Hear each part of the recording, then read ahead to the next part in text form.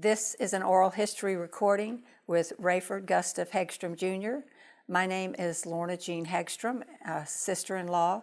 Today is March the 9th, 2018, and the interview is being recorded at the DeLand House Museum. I will begin by asking you, how long have you lived in West Volusia? Well, I've lived in West Volusia all of my life. I was born in 1943. And of that period of time, you might say I lived in Pierson for 20 years of it. And then when I got married, I lived in DeLand for the next 55 years.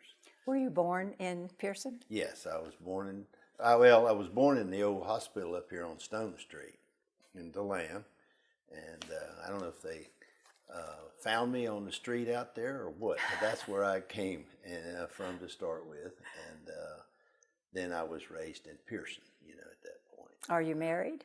I was married. My wife just passed away. Tarita Hagstrom did back in September, but we were married for 52 years and had a wonderful, wonderful life. I mean, we just had a wonderful life. She got sick with something that she couldn't beat, and it was just a shame. And we certainly do miss her. Our kids do. And how many children do you have?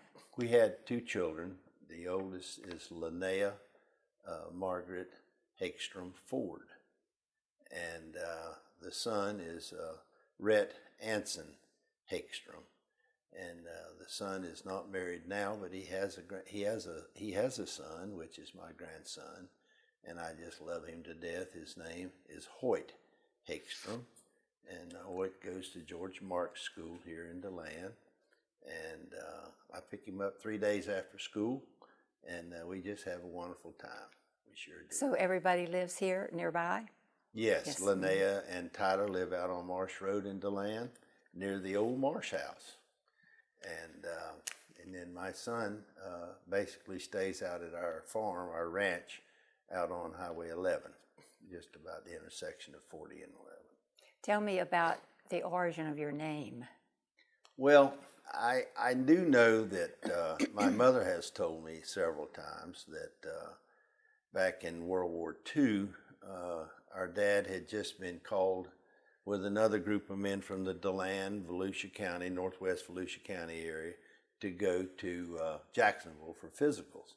And she was afraid that he was going to be drafted, and she always said that she didn't think she could make it without a Raiford around the house. So she and Dad gave me his name, which was a little unusual because generally the oldest son takes the father's takes the name, first. But I being the last child in that family, the 4th child, they named me Raiford Gustav Hagstrom Jr.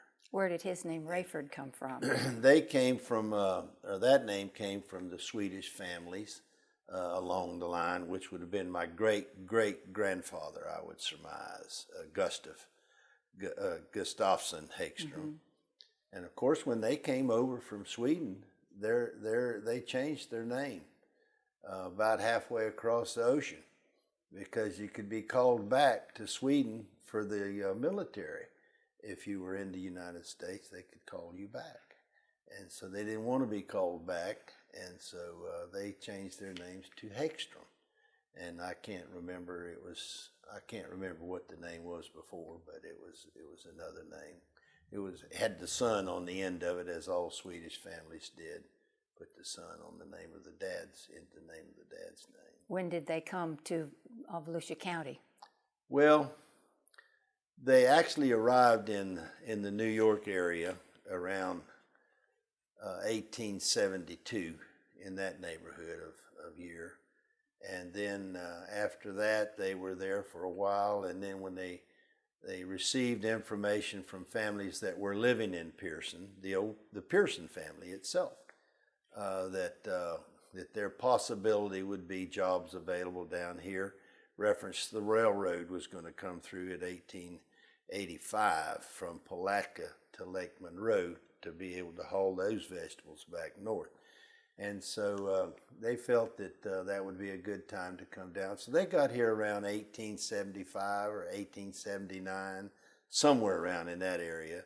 And by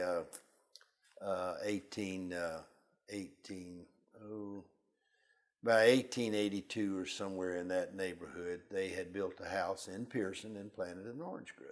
So they came down steamships, to Jacksonville, Florida, and then they boarded the St. Johns River type cruising vessels, the paddle wheelers, and came down to the old Volusia Landing in the area of the Lake George there, south end of it. And they walked from there into the Highlands, going to the Pierson family. And it was stated that my grandfather was only 2 years old at that time. And he was crying, and they checked with him, and he said his feet were hurting because the hot ashes were burning his feet. So he was barefooted, and he was probably in the summer months when they did this. So that's why he didn't like walking on the hot ashes. It was kind of cute. What are some of your earliest memories of living in Volusia County? Well, as a child, we had a great life. I'm telling you what, it was so much fun in those years, and I'm sure every other child in the years that followed had a good childhood. I hope they did. It was citrus groves. It was the smell of orange blossoms, and there was, of course, lots of animals around, raccoons and possums and things that a young kid might like to see. One dangerous thing was, I can remember our grandfather would take us down to Lake Alice, which was a little lake near our home, and we would go with him everywhere. I mean, Grandpa Alvin is who I'm talking about, Alvin Hagstrom. And he was just a wonderful, wonderful grandfather, and he would take us down to see how an old gentleman was doing fishing. And he was a black man and a fine, fine old gentleman. Had the longest cane poles I can remember. I don't know how he carried them. But he'd go down there fishing, and we'd go down to check on him. See, as we were little kids. And my sister Madeline, which is a year older than I am, Grandpa had always told us to stay together with him for fear of a rattlesnake. And the palmettos that you would walk through to get down there were probably as high as these photographs or these portraits are on the wall in this house. They were way up there. People called them he palmettos is what they called them. But I don't know why they did that, but they were big ones. And an old magnolia tree had fallen across the pathway. For years it had laid there. And we'd run and hit that old log on that tree and jump over it and keep on going. And when my sister did that, I went over it first. And when she did that, a rattlesnake struck at her. And it just missed her because her momentum of going forward took her away from him quick enough. And of course, Grandpa hollered at us to stop. And he always wore a felt hat. You remember the hats that he used to wear. And he threw it down there, and that snake hit that hat twice. It was venom all over the side of it. And he just had us stand still. And a gentleman named Pat Hartley was a fellow lived in Pierson, real nice guy. And he was fishing in that lake. And he heard Madeline and I screaming because we were scared, just little kids. And the snake was between us and our grandfather. And Pat came over to see what the problem was.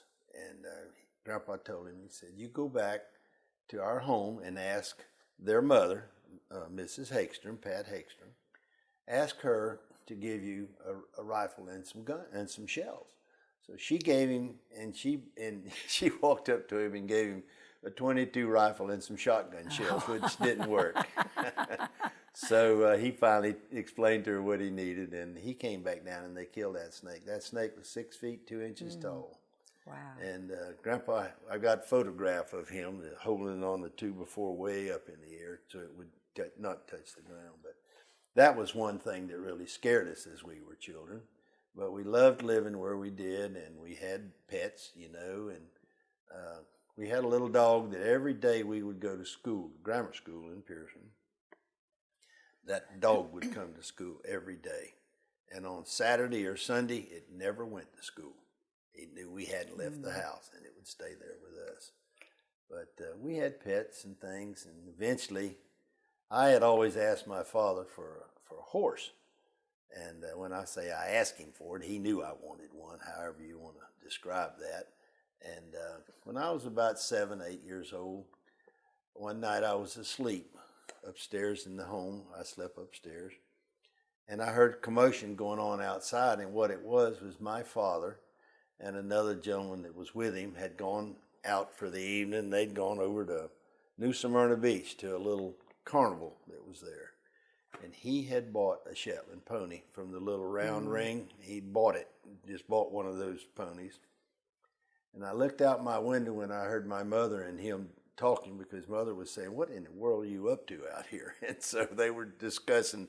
And I looked, and there this little pony was standing in the back of a pickup truck. Didn't have any sideboards. It didn't have anything on it. He was just riding back there, standing up there riding. So they took him out of that truck, back down into a ditch, and he walked out. And then I enjoyed that pony until I was 12 years old.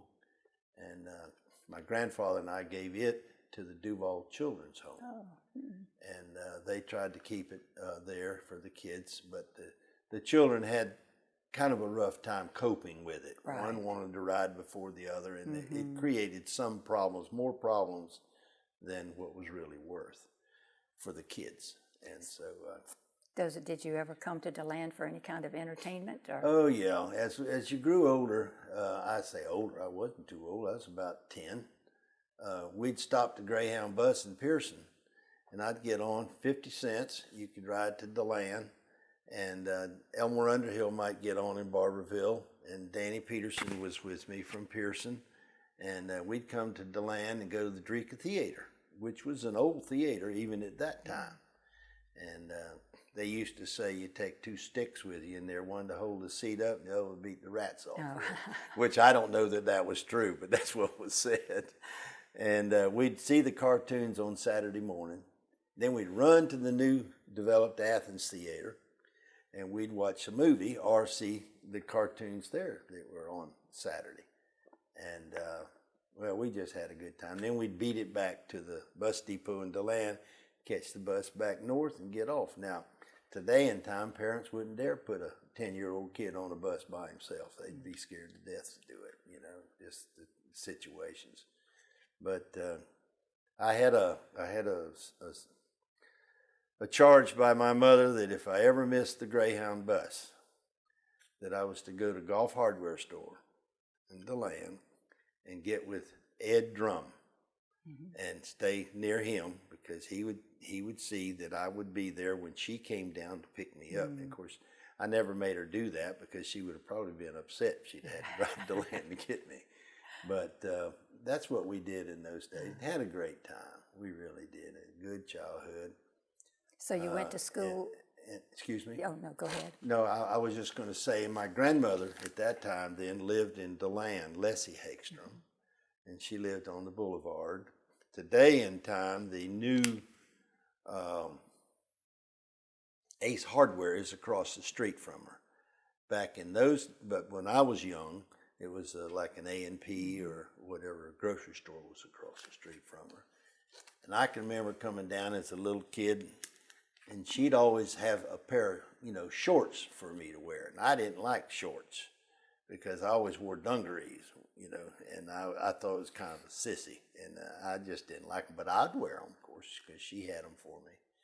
And she'd walk into town from her house down the sidewalk, always had an umbrella or a parasol. Her hair was up in a bun and had a pretty flower in it.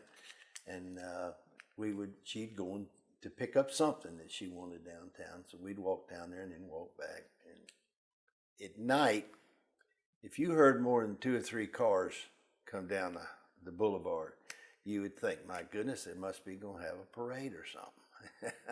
Because the traffic was not here then. Not a lot of traffic like it is today. Today in time, I really worry about driving down the boulevard for fear of a little child or something running out in front of you. With his parents there, but they get excited and they just allow to turn and run, and it would be awful if you hit some child. But DeLand's really grown, and it's grown nicely though. I like DeLand, and has Pierson grown that much? Pierson has grown a little, but actually it's probably recessed some. It's I know when I was young, there was probably 3 grocery stores in Pierson, and there was probably 4 or 5 filling stations in Pierson. In those days, you drove up to it, and the gentleman came out, cleaned your windshield, and put fuel in your car and charged it to your account. And but of course, today in time, that's nothing. It's just self-service now, and there's only one service station in Pierson to buy gas at. And only one grocery store. You said you went to school in Pierson. Did you finish there? No, I went 1 through 8th grade in Pierson, and then about that time, Dan Peterson, which has been an attorney in DeLand for years here, he was just kind of like another brother to me. We grew up together, and he knew that he was attempting to go and going to go, and he did go to RPI, Rensselaer Polytechnical Institute, after he got out of high school. So he needed some math courses that Pierson didn't have. He needed a lot of stuff, you know, and Pierson was a small school in those days. I know my brother Richard, the older brother I have, when he graduated from there, I think there was 13 people in his class, graduating class. And Morris came along a little later, and I think there was 2 or 3 extra at that time when he graduated. So Pierson was small, but yet it was a nice little school, and they had great little teachers, not little teachers, but great teachers, and everybody was nice. I remember in the 2nd grade, there was a 2nd grade teacher, Mrs. Diffin, and she had some cutouts of Steamboat Willie on her wall, the Mickey Mouse situation.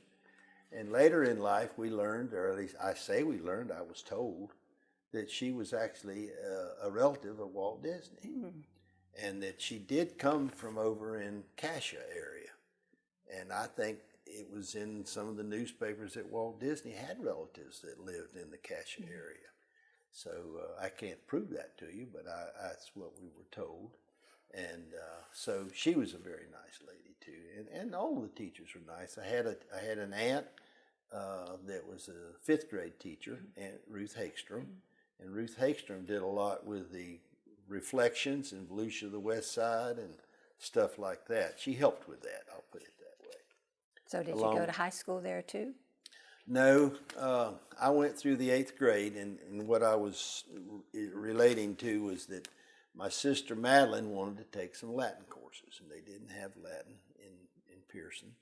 And Frank Underhill wanted to play football, and they used to ask me, why did I go? I shouldn't tell it this way, but it's about the truth. Want to know why I went? I said, well, I just like to ride in the car, so I got in every day. But they didn't have a football team in Pierson? No, there was no football in Pierson, and it was still quite a few years after that before they had the 6-man football. They have that now, 6-man, but they didn't have it any football when I was a youngster. And of course they had baseball teams, and I loved baseball. I did play Little League in Pierson, with the Lions Club, and we'd come down here and play the DeLand teams, and then they'd come up and play us, and it was just a good childhood. I used to ride that little Shetland pony to practice. I'd ride him down to practice, and then get through with that. I'd go up to old man McCaskill's place. He had about 5 or 6 radios in there that he was working on to repair. So people called him kind of the electronics man in town. Was the Pierson High School named T. DeWitt Taylor at the time? It was Taylor High School. Wait, you know, I'm going to tell you what, I don't know if it was or not. Isn't that terrible? But I left there in the 8th grade when we all came to DeLand. How did it get the name of T. DeWitt Taylor? Okay, now, my father at that time, and possibly Mr. Taylor already had come, and it might have already been Taylor High School. Gosh, I just don't know the answer to that one. But when my dad was he wasn't the superintendent of schools of Volusia County, but he directed what went on with the school in Pierson and the surrounding area. And then in DeLand, there was a gentleman or a lady, I'm not sure, could have been the same situation for DeLand and Orange City or wherever. So they were having problems with the principal that was there. Now this was told to be by Mr. Taylor. I mean by Jimmy Taylor, T.D. Witt Taylor's son, and said his dad and his family moved to Pierson from Mims, Florida, down here, and he was a teacher. He had an educational life, and he went and came down and talked to my father about a job of teaching and possibly of being the principal of Pierson High School. And so my dad jokingly, Jimmy Taylor jokingly tells it, and he laughs when he told it to us. He's deceased now, and he was a wonderful man, Jimmy Taylor was. And he says, my father sat there and he said, Mr. Hagstrom, I'd like to have that job as principal. He said, your dad, talking to me, he said, your dad opened that drawer at his chest level, pulled out a set of keys and threw them to him. And he said my dad caught those keys, and he was a wonderful educator for years and years in the Pierson area. Did you go to college? I did go to college. I graduated from DeLand High School in 1961. And we had a wonderful time in DeLand. Sports-wise, it was Speck Martin, who the Speck Martin Stadium is named after, and people like Mr. Talton, and lots of good teachers were in DeLand. And of course, the one teacher that was always there, and many years of educating before that, was oh goodness alive, I'm having a brain mess here. Was the chemistry teacher. What was her name, for goodness sakes, that taught here for so many years? She lived in Glenwood. Her husband worked for Bond Lumber Company, or she was born in that family. Y'all will know it, and I'm sorry, I messed up here. I just couldn't remember that. We might stop right there and start over again. But it was Miss Van Cleef. How in the world could I forget that name? And she taught my father when he was in school at the Barberville School. Mm-hmm. She taught Aunt Winona, Colonel Call, and she taught Madeline and me and in DeLand High here when we came through school. She was an educator. I mean, her whole life, a nice lady.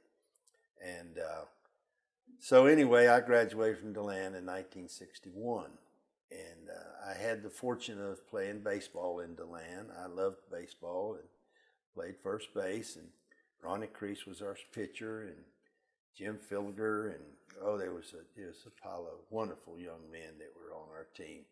And we did win the state of Florida baseball championship that year. We won it down at Avon Park. We went down there and won it. And then after that, to be real honest with everybody, I went to Florida Southern College, and that's where you went to school. And my mother went to Florida Southern College. She was on the first rowing team down there. She always was proud to tell that. At Lake Hollingsworth, I guess it was, and it was a nice school. I mean, it really was, Florida Southern, and all the Frank Lloyd Wright buildings and things were built there. And so my mother went there, and my dad's sister, Colonel Call, went there, and my sister Madeline did, and both my brothers, Richard and Morris, and you were there, of course. And so it was such that Ray was going to go there. And Ray didn't really, I don't know why. I just wasn't interested in going to Florida Southern. I really wasn't. But that didn't make a lot of difference, but I was there. And I don't know, the to-be's at Florida Southern finally decided that I needed a sabbatical. So they gave me a little time off because my grades weren't quite what they should be. Now, I don't mind telling this story. But so I was at home, and I worked for my dad in his company. And in those days, this is not too scientific, but in those days they used a lot of chicken manure on the Plumosis ferneries. And that's what I did with a bushel basket for about 4 months, spread chicken manure. My father knew how to put me back in school.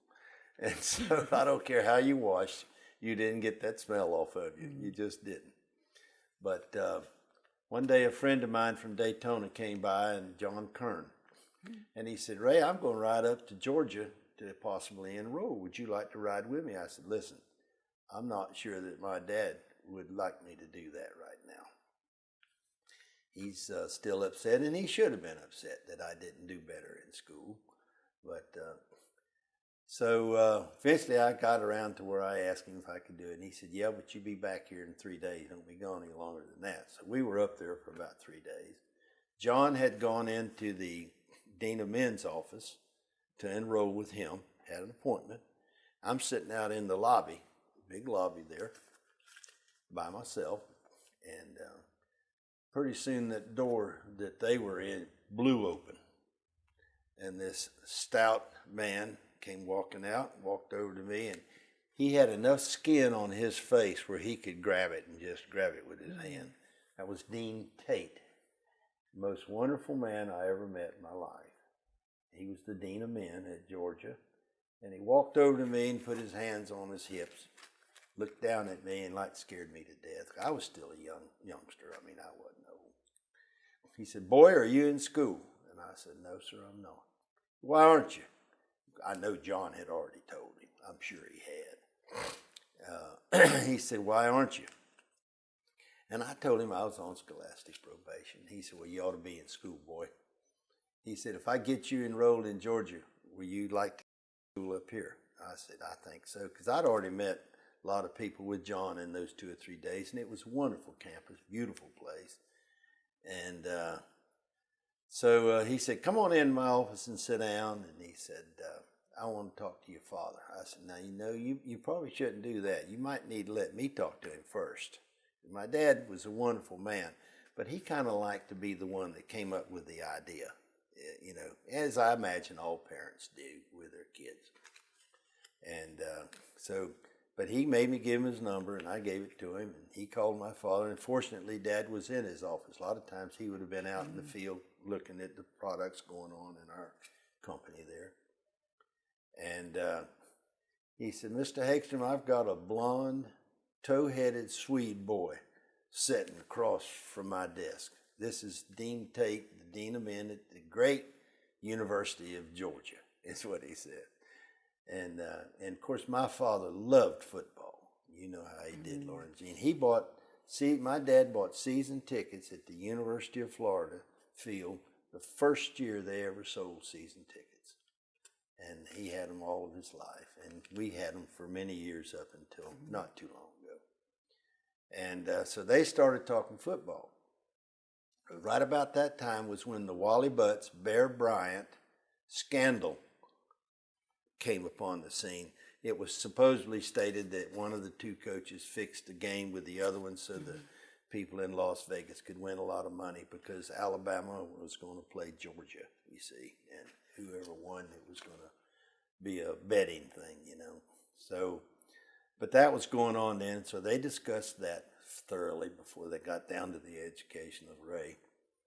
And he said, I heard him say, but now, Mr. Hagstrom, it'll be all right. It'll be fine. He says, I will watch and see how your son does, and I'll keep him in good grades because he'll do well here. And I didn't know what they were going to come at, but all of a sudden, and this is all it took in those days, one sheet of paper Dean Tate had on his desk, and he spun it around and sent it over toward me and said, sign right there, Raiford. I signed that, and he stood up, shook my hand, and says, welcome to the University of Georgia. And prior to that, he had told me, he says, now, the Dean of Men at Florida Southern was Dean Campbell. I said, yes, sir. He said, I saved Dean Campbell's life in Guadalcanal. So he said, he'll do me a favor. He'll send all your grades up here, and we'll take every credit we can get for you from Florida Southern. So that's how I got to Georgia. And then at that time, I was buying my books at Georgia in the bookstore when I went up there that first quarter. And I looked in that long line and I saw, boy, there was a pretty lady standing down there, a pretty girl, about 10 people in front of me. So I put my books down and I wanted to meet that lady. And I walked outside of the building, stood at the exit door, and when she came out with an armload of books, I offered her a ride back to her dorm, which she didn't accept. Broke my heart.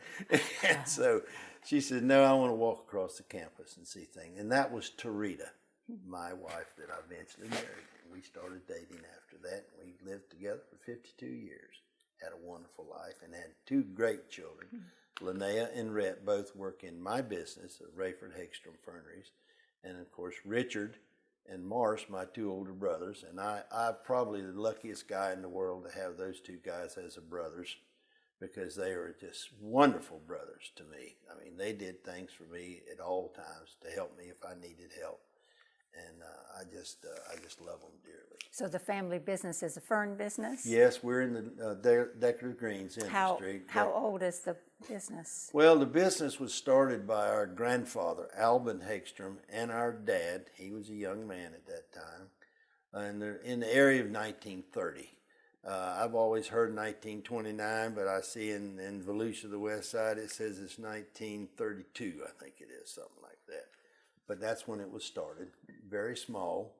And of course, my dad grew it. He became a guy that he was the guy that kind of took the fern business out of the cigar box and put it on general ledgers, made a business out of it, and did well, and always supported his family real good. And we had wonderful lives, and we had a wonderful mother. She was just an outstanding lady. And she met my dad when our grandmother and he had moved to Orlando when he was young to work at, I think it's at Bunting Florist, I believe it was, one of the oldest retail florist shops in the country. And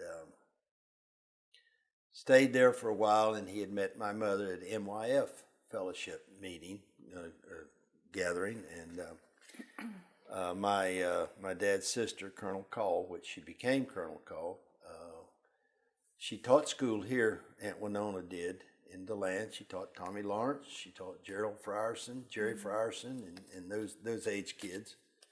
And then her husband Bob Call passed away, and she was wanting something to do to see the world kind of, so she joined the Women's Army Corps.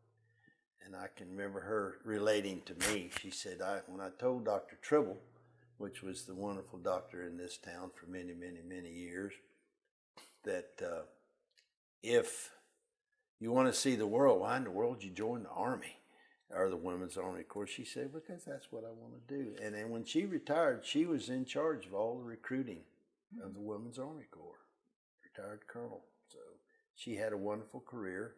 Served all over the world, Okinawa, Korea, or I don't know about Korea if she was there, but Okinawa and California and New York City and Fort Totten up there. And but she was an interesting lady, and as I said, she taught school, and I can recall one day I was a senior in high school, and I wrote her a letter just telling her what I was up to and what I was doing. She graded the thing and sent it back to me. And there was red ink all over that letter, every comma that I'd missed and every capital that I didn't do right. And I didn't write her anymore. So was the Gustav Hagstrom, when he came here, originally in the fern business or something else? Actually, most of the Swedish people that came here were all carpenters in trade in Sweden. I mean, they all were excellent carpenters. At least I'm told this. And they came here, but when they got here in Florida, they actually planted a 5-acre orange grove where they built this home that I was born in. I was born down here, but I was raised in, and my sister Madeline and my two brothers Richard and Morris. And we were all raised in that house, and my daughter Linnea owns that house now. She doesn't live in it, but it's there, and I wish somebody did, because it needs attention. A home left empty is not good. But it was a comfortable old home, and it was the land they bought came from a gentleman that was he was a Swedish individual that he was a minister, I believe, that had come down here earlier and bought some land around Pierson, and he began selling it to his Swedish people, or to people that wanted to buy some of it, and that's how they got the land that they owned. And of course, the Peter Piersons, who Pierson was named after, They were in Pierson before our family came, but eventually came. And of course, Danny Peterson's family were all Swedish people. And I mean, Pierson was just about all Swedes at one time. Did the orange grove that they planted survive the freeze of 1894, 95? Well, it really did, but it didn't. It was almost everything was killed except for one tree, one orange tree that was on the west side of that home. And it did not freeze and did not die.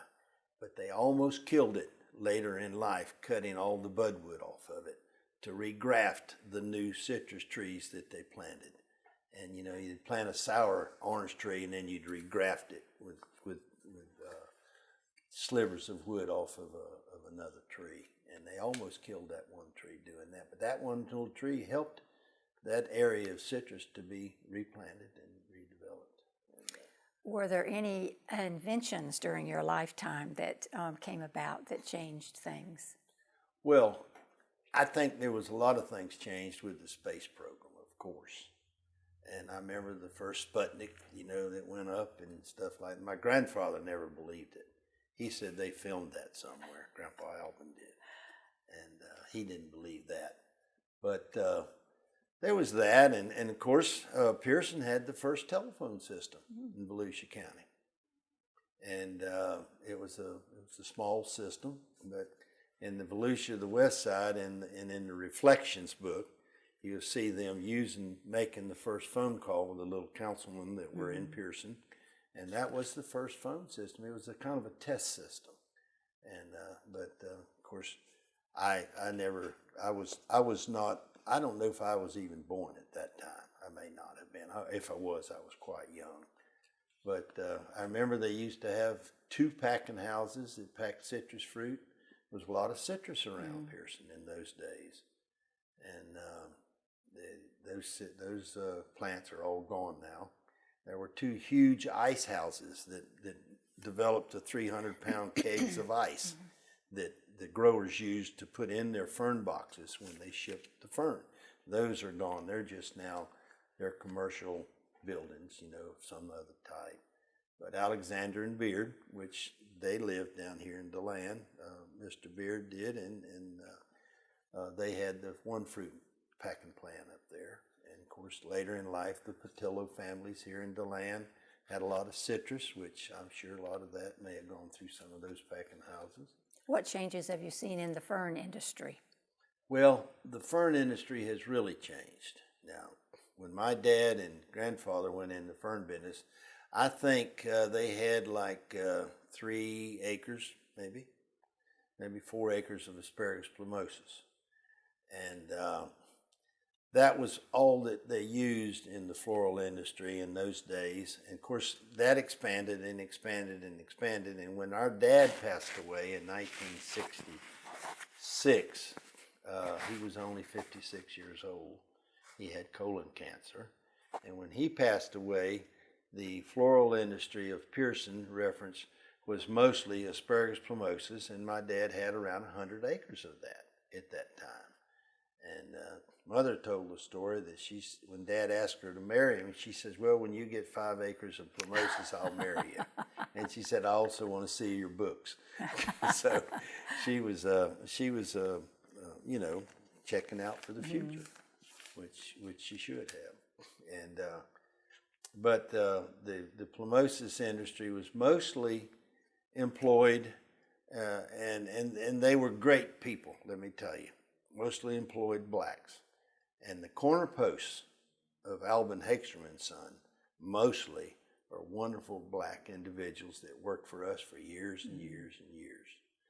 And I mean, they were just outstanding employees, and they were very loyal to Albin Hagstrom and Son. And then eventually, along in the period of time when my father was sick, the leatherleaf fern came along.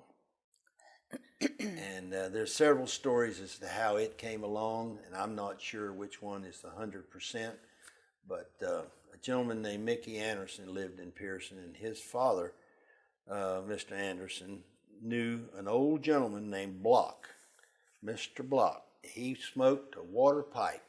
I can remember this. Had a big old long white beard. And of course, I was a little kid, you know, growing up and seeing that all the time. And my grandfather would give him a ride somewhere if he was walking or whatever, and I would see him too. But Mr. Block had kind of a little zoo. It was a funny little thing. He had possum in it. He had a raccoon in a cage, and a couple of rattlesnakes and some other stuff. And he called it his playground, and it was like a little zoo.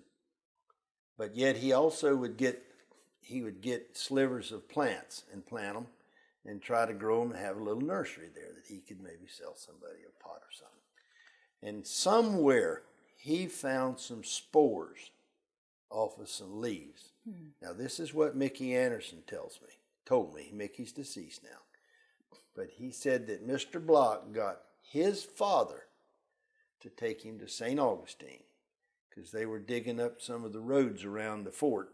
And those brick that fort and those roads were made out of had sand in them, and they would transfer water. If you set it in a tray of water, they would let that water soak up to the top, and they'd put those spores on those bricks. Mr. Block would, and because he went up there and got some of those bricks with Mickey Anderson's father, brought them back to his little nursery there that he had. And where he got the spores from, I don't know. Now, someone may know this, but I don't know it. And he placed them on those bricks because they would lay there in that moist. And then he put a sheet of glass right over the top of them with some flour and water, whitewash it, and make a little teeny greenhouse out of it. And as those spores began to sprout out, he would take them one at a time and put them in a cup of soil. And he did that. And a gentleman named Walter Briggs lived not far from the old gentleman's little nursery there, Mr. Block's nursery. And Mr. Block worked for him a couple of days a week, maybe pulling grass in his plimosis fernery or whatever. And those little spores began to come up as leatherleaf in these little pots. And Walter Briggs bought some of them from him and planted them out. Created a little area, and you know you could dig those plants up later and pull the rhizomes apart, and then plant the rhizomes about a foot apart from one another, and you'd expand your fernery. You could take maybe, and this is jumping the gun now, but maybe several years later, you could dig up a half an acre of those plants and plant out a 10-acre block. See, so. So that's how the leatherleaf came into being, huh? And you see, that leatherleaf then, those plants then from Mr. Block got down to Fox Mayfield's farm, which he lived right on Highway 17 there. That little house burned. It was just south of where the Twin Gables liquor store was. And Mr. Mayfield had those, and that name stuck to that type of a plant. And it was flat. It was a nice flat leatherleaf plant used by florists. And so that became the leatherleaf plant to grow and to sell. There was another one that started up in the area of Seville somewhere. And it was real crinkly. The leaf was very crinkly. And that leaf was called Baker fern because a family of the name Baker had some up in Seville. And so that's how the two different names, Baker, at least I'm told this. You know, I was a youngster when this was kind of going on now. I was still in school, and because I didn't get out of high school until 1961. My dad passed away in 66. And so the leatherleaf industry began to expand, and the plimosis industry was struggling. And some of the struggling was because of the fact that the asparagus plimosis would shed in a flower arrangement. And it'd get on a white tablecloth in a hospital, and some poor guy's laying there next to it trying to breathe, to keep alive. And that was shedding, and so the florists began not using it because the hospitals didn't like it. And so, I mean, it was hurting our industry. And so is that really the big leatherleaf is the big seller today, or are there other Well, varieties? Alvin Hagstrom and Son, we ship probably 50 items now of different things. We grow different stuff now. The tree fern is one item, and I don't know the was just a bunch of them. And So it's really expanded then. yes, huh? it's expanded into other things. Variegated pittosporum, green pittosporum. Put like 5 stems to a bunch and rubber band around it, and use it. And the florists then can use it in their arrangements that they're making. And of course, the Plumosis fern, as far as I was concerned, was the most beautiful item when it was used with roses. And you'd see the rose parades and things, the ladies holding the roses, or a beauty contest or whatever. And and then the leatherleaf, it looks nice also. But the Plumosis is not shipped as heavy today as it used to be. And now that's one change I saw in my lifetime. And the space program, had changed things. And of course the phone systems, we see how they've gone crazy. I carry mine kind of in the corner down here so I can throw it real far if I have to. Based on your experience in life, what advice would you give to a young person today? What I would think would be something, and I preach this to my grandson. He's 9 years old, and he's in the advanced programs in school, and he's doing good. He's a good young man, but I know there's lots of good young kids coming up today. You hear about the bad apple in the bushel basket, but there's a lot of good apples still being raised in the United States and in our countries and our towns. But I tell him he just needs to study hard and make good grades, so he then later in life can decide what he really wants to do, because he doesn't know right now. He's got about 35 head of cattle that I have developed a herd of cattle for him, and they're his. And he gets the sale from the calves when we sell the calves. He doesn't know this, the money part of it, but I put it up for him. And one day when he's old enough to go to college, he'll have a little stash there that he could use, but I'm sure his parents will send him to school. I hope they will. And but I tell kids to, number one, stay away from drugs. And I tell Hoyt, I say, Hoyt, if someone walks up to you and says, here's a candy bar I got, or here's something, if you'd like to have it, you can have it.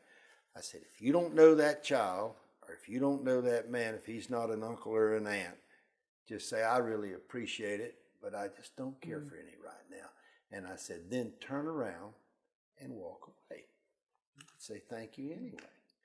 Because there are incidences, we all know them, that kids are enticed by someone maybe of their own age to give out drugs embedded in candy. Look what they do in Halloween now. Put needles in candy and give them out. I mean, my goodness alive, what is wrong with people? But you got to use your brain at all times. And something maybe I didn't do all the time, but I tried to. Well, how would you like to be remembered? Well, if I were to be remembered, I would like it to be simply that I was a cordial person and that I liked people. And I can tell you this, I never stole a thing in my life, and I never at one time cheated anyone or did anything like that. And I dearly, dearly, dearly loved my wife. And we had 52 years of great life, and I had 2 of the most wonderful brothers in the world, and I had a great sister. And our sister lives in Atlanta. She taught school for 30-some years, and had 2 tragic spots in her life. Her first husband took his life, and it was because I think it was a situation of depression. And he was a wonderful guy. He'd come with her to Florida here, sing a solo in the little Pierson Methodist Church, and every Sunday that he was here, and my mother loved him dearly. And Madeline remarried, and she married another wonderful gentleman. Like I tell her occasionally, I say, Madeline, you had the luxury of having 2 of the nicest gentlemen as your husbands. And so she just had to bury him with Alzheimer's, and he's gone now. But, I had a wonderful life. I really have. I've had one of the most outstanding lives in the world, and I'm not bragging about it. I just have had a good life. And very interesting one. Yeah. And one other thing I have done in my life, I farmed in Costa Rica for many years, and we grew leatherleaf fern down there. My brother Morris and I went to Costa Rica, and we traveled to Belize, British Honduras.